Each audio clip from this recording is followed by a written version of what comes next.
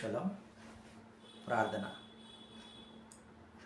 సర్వోన్నత స్థలములలో నివసించుచు వేలాది దూతలతో అనునిత్యము పరిశుద్ధుడు పరిశుద్ధుడు పరిశుద్ధుడు అని ప్రతి గానములతో పొగడబడుచున్న మా అదోనాయ్ మీ ఘనమైన నామమునకు స్తుతులు స్తోత్రాలు చెల్లించుకుంటున్నాం.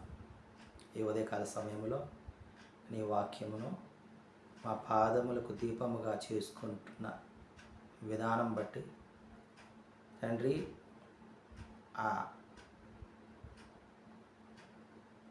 ప్రక్రియలో మేమేం నేర్చుకోవాలి, మేమేమి గుర్తుంచుకోవాలి, ఏమి విడిచిపెట్టాలి అనే విషయాలను మాకు బోధపరచమని, మాకు గుర్తు చేసి మమ్మల్ని బలపరిచి ఆయత్తపరచమని ఈ మా మనవలను మా రక్షకుడు విమోచకుడు యెషువా మెస్సీయ నామమున అడిగి పొందుకుంటున్నాం తండ్రి. ఆమేన్. నీ రూపము నాలో నిర్మించి ఉన్నావు, నీ పోలికలోనే నివసించుచున్నాను.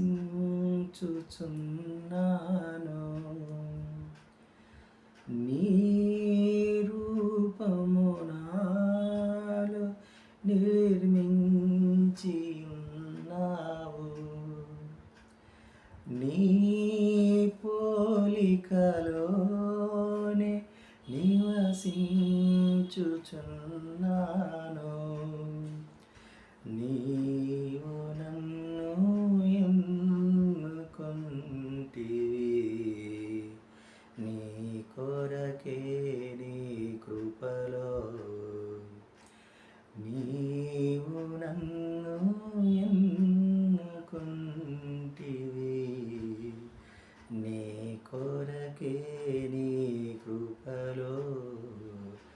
హల్లెలూయా యెషువా, ఎందుకో నన్నింతగా నీవు ప్రేమించితివో యావే. అందుకో నా దీన స్తుతి పాత్ర.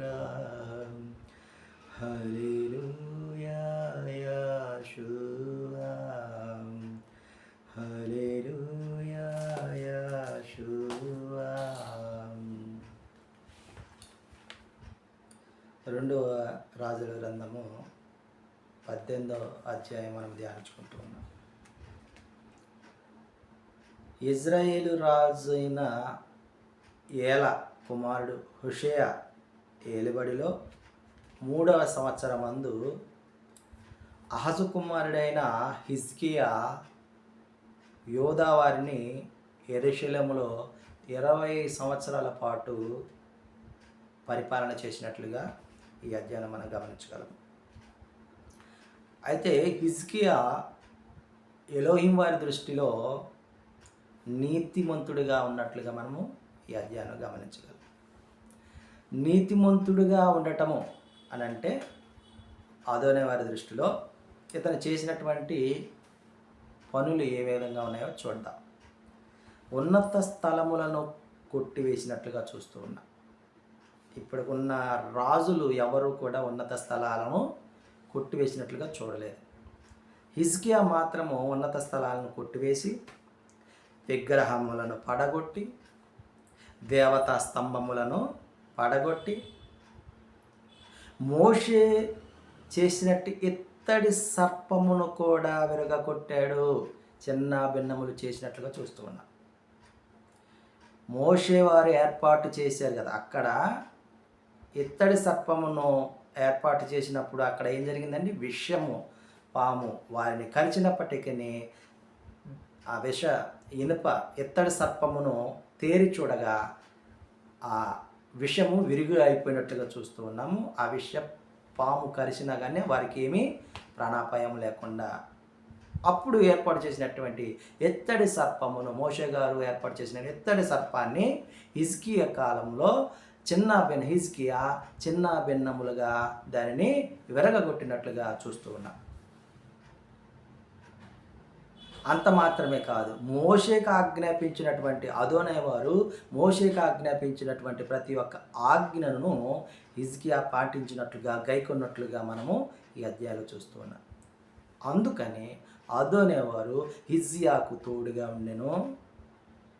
ఆయన వెళ్ళిన చోటల్లా జయం పొందుతూ వచ్చినట్లుగా చూస్తూ ఉన్నాం.